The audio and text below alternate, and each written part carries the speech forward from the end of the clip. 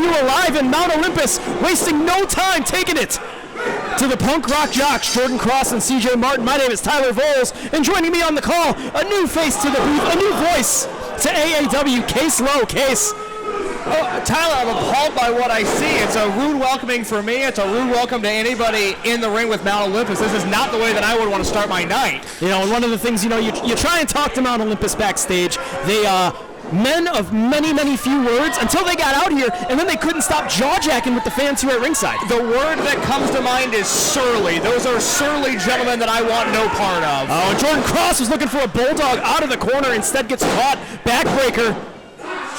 And that's Austin Atlas going for the quick cover. But you want to talk about surly. You want to talk about, heated action and passionate words. Take no prisoners just a few weeks ago. The night of action that we saw. It was absurd. It was one of those things that makes AAW so special. It was the type of show that only we could put on, and it was a night that I'll never forget. We look forward, of course, September 13th back here in the Berwyn Eagles Club. We know, Aaron Atlas with a suplex going for a quick cover. Lateral press, Jordan Kross kicking out at one. We know Ego Robert Anthony back in the house. That's right. Going to be defending that Heritage Championship against the human highlight, Isaiah Moore. We also know Maggie Lee going to be defending that AAW Women's Championship against a newcomer from Windsor, Aurora Teeves. I hear so much about her. That is going to be the match that I'm most looking forward to. As we sit here, what a beautiful double team suplex by two surly gentlemen. Oh, quick, going for yet again another cover. And this just goes to show tag team cohesion at its finest. Obviously, well-traveled all over the Midwest as a tag team is Mount Olympus. But let's not separate the fact they're brothers. Well, and also you mentioned the fact that, again, backstage, it's not like these are friendly guys. They're not talking to anybody but themselves. They travel together, they work out together, they train together, and they wrestle together, and you see that cohesion in a setting like this. And, for Jordan Kross, this is the opportunity of, almost, I wouldn't necessarily call it the lifetime, but, almost an opportunity of a lifeline. Absolutely. It's been a mixed bag of results here on Alive. He's finally teaming with somebody that he's found something similar with. Some kinship. CJ Martin. And, the knee to the back. That's Aaron Atlas not taking any shortcuts here. I like the fact that they're not afraid to wrestle their style. No, and you mentioned Kross finding a friend. I would certainly try to find him in that corner right now. He needs a tag desperately, and that enziguri might help. Shout out Bad News Brown Ghetto Blaster from Jordan Kross as he's going to make the tag, and CJ Martin out, the legal combatant, floats over into the ring. Drop kick sends Austin Atlas down to the floor. Klein Lowe's-line ducked, back up to his feet. And now a couple right hands colliding with the jaw. Ooh, bang comes the left. Oh, CJ floats over to the outside, catches him Gamengiri on the face. Now going up to that ever-familiar high rent district. And it's in his sights and a high cross off the top. Going for a quick cover, no. Gorgeous crossbody. And you talk about gorgeous maneuvers, crossbody blocks and high-flying action. You're not seeing that out of the AAW Tag Team Champions, Joey Avalon and Aaron Roberts. No, you are not. No, a no-frills approach to what they do. Two guys that I desperately try to avoid backstage as to not get in their way. And now it's Kross hoisting him up. Oh, and a kick to the solar plexus, followed with a brainbuster. Kross with a quick cover, and that's going to do it, Case. Look at that.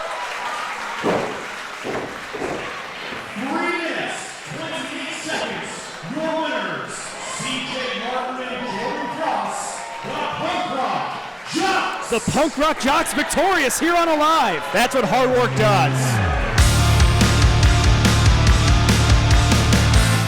I can't believe we lost. We lost on AAW, man. Come on, Aaron. Look, I know we lost. Wins and losses, they don't matter. Especially not here in Illinois, right here close to Chicago. It's Party City, baby. You know what I mean? We were mean in there. We were aggressive in there. Yeah. We didn't come out. We should have won. We should have won. But look, we didn't come out on top. But you know where we can't come out on top? When we go get a burrito bowl. You know what I'm saying? I'm finna get a burrito bowl. We'll be back next month. But right now, it's food time. Singles action about to get underway here, Case Low, and Much like Mount Olympus earlier tonight, Thomas Heim not here to make friends, not here to make the fans cheer for him. Clearly, this is a home court advantage for Mr. Jack Valor. It's a very complicated relationship with me and Thomas Heim because I am a man that sports a great mustache. He is as well, but I also support Chicago, and that is why I have great interest in the winner of this match. I think they're going to be my friend leaving this contest. Both these athletes, they're two men that I've had my eye on. Really, really fighting all over the Midwest.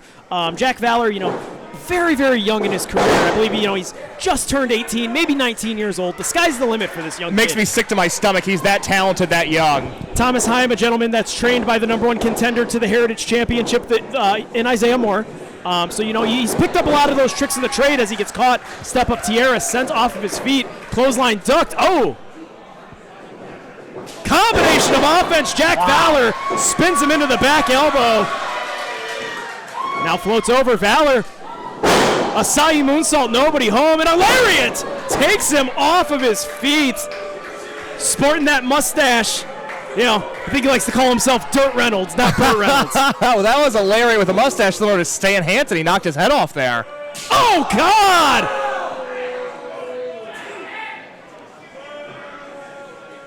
And a chop echoing throughout the Berwyn Eagles Club 2 times now. That is absolutely brutal. Look at Heim strutting around the ring, but he misses that one. Goes for it a third time, instead ducked and then caught with an overhand from Jack Valor. Now goes whip him into the buckles, but Heim with a reversal. Valor crashes in and a scoop. Oh, into a power slam. Shout out Davey Boy Smith. Only a count of 2, though, says referee Dallas Edwards. The thing I like about these guys, they're so young, but they're students of the game. They have so many different approaches to the way, even for a match like this at AAW Alive, that they can just approach things in so many different ways. Oh, and now Heim saying it's time for Jack Valor to be feeling nicey. Hoisted him for a powerbomb, but Valor battling out, able to land on his feet. The dexterity to catch him with a drop kick on his way out. And now a full steam ahead comes Valor, finding a home again with that elbow strike, that forearm. It's kind of been his bread and butter in this match, Case. Oh, and using his speed to his advantage. Well, he's a guy that can fly around the ring. And now Jack Valor looking to springboard in. What's he got in mind? Floats in. Oh! Not able to catch all of it, but able to catch enough of it. Heim is down, and Valor almost picking up the upset, but Heim able to kick out. The thing is, even if he didn't catch all of it, he was still dropped on his head, and that is not a position that I would want to be in. Now has him hooked, maybe thinking for a sliced bread. No, Snapmare rolls through back up to his feet, but it's Heim! Oh, Heim catches him from behind! He's got the ties! Oh, my goodness. Hey, effective and victorious at the end of the day. You can never trust a man with a mustache like that.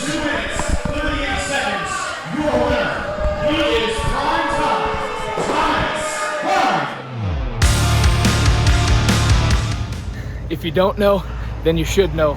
But my name is Primetime Thomas Heim, and I'm feeling real nice because I just got done beating that butt sucker Jack Valor in quick succession. And it's because ain't nobody gonna stand in my way from getting everything that I want. Because when you're the best wrestler in the entire Midwest, in the entire world, they got a name for you. They don't call you a great wrestler, they call you Primetime Thomas Heim. Pow! Main event time here on AAW Alive. Case Sloan. Before we can talk about the main event at hand, let's talk about the main event while we take our business. First, we saw Benjamin's defending the AAW Championship in the 1-2-3-way dance, and it was Joey Lee pulling off the victory, becoming the new AAW champion. Tyler, the first time that I was in this building was 8 years ago as a fan of AAW, and that night I watched Trevor Lee lose an AAW Heavyweight Championship match here. So it's been 8+ years of that title eluding him. You think about all the things that he's done, the things that he's accomplished, the places that he's wrestled. Even if I don't... Oh! Quick 10 there. Aminah Belmont looking to make quick work here. No, 100% Case. You talk about the places. Aminah Belmont, again, quick, unique, innovative covers. I love people that do that. They realize they're not getting paid by the hour. They wrestle in a unique style as a step up. Cross body goes for a cover, now only a count of 2. But what we do know, September 13th, that new AAW championship is going to be in the house back here.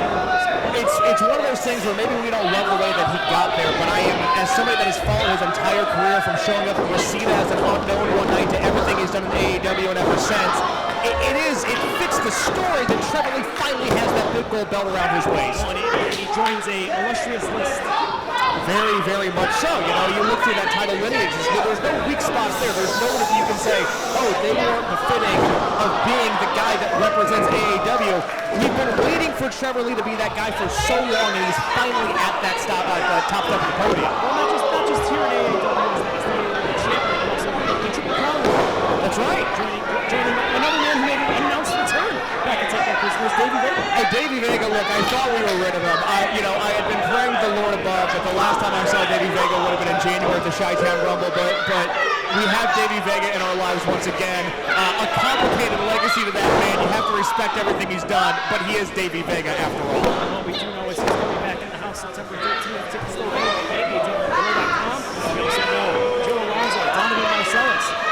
Tag team match going up against Kurt Boom Cabana and his friend Chucky Smooth. I mean, we can only hope that at some point Alonzo gets what's coming to him. It seems like he's narrowly avoided death, let's say, by the way that people have been coming after him for so long now. The action at hand here, as we talk about taking the prisoners heading on September 13th, the action at hand here right now, you have the relentless one, Ray Larson and Davina Thorne, who's an AAW newcomer on her own right.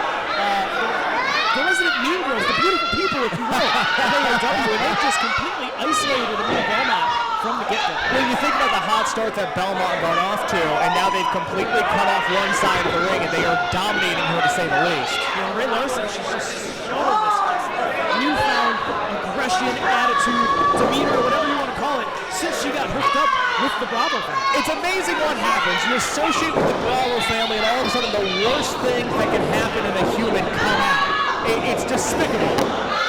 That's Kross into the cover. Two counts as Thorne hits.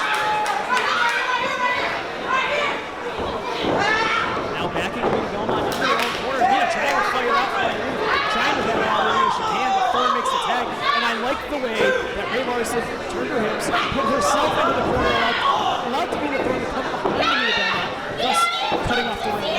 Again, if you're Belmont, the other side of the ring has to feel like it's miles and miles away. They haven't let her get anywhere near her corner, and it's exhausting. It's not only the physical toll, but the mental toll at this point.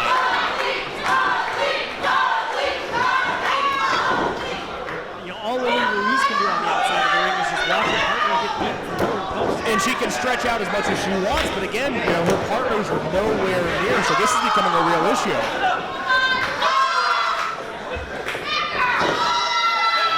Again, Larson now, driving the shoulder into the rib cage there. Doesn't have to be pretty, it just needs to be effective. No, not at all. Oh, and now wiping her face into that canvas. I don't know if you've ever felt the canvas of a wrestling ring. Not great. It is a rough It's not what I have in my moisturizing routine. It's not skincare that I use rubbing my face against a wrestling ring. It's an unwanted exfoliation. To say the least.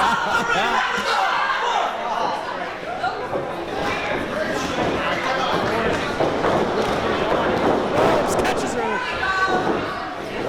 Belmont puts her down, now going for her own cover. Aminah somehow, some way, able to kick out. Where do you gotta think Aminah?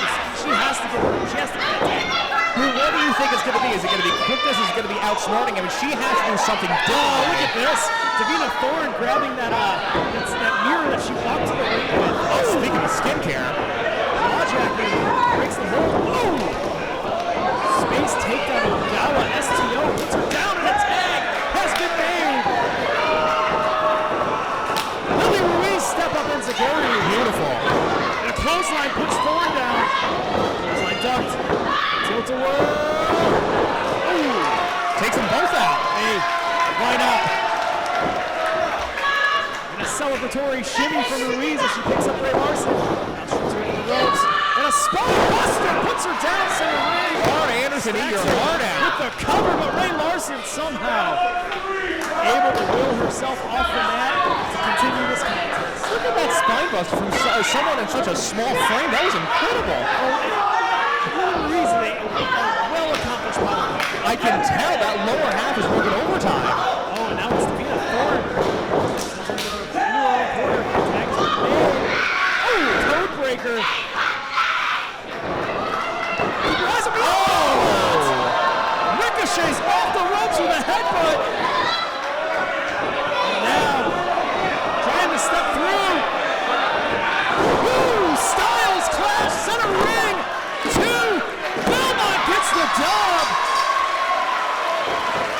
I like her.